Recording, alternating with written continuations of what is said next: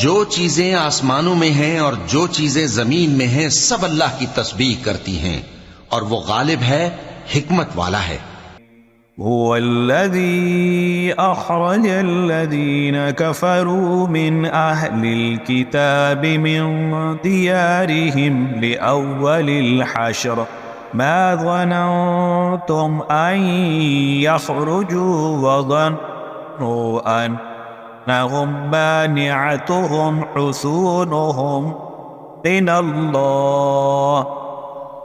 من الله فأتاهم الله من حيث لم يحتسبوا وقذف في قلوبهم الرعب يخربون بيوتهم بأيديهم وأيدي المؤمنين فاعتبروا يا أولي الأبصار.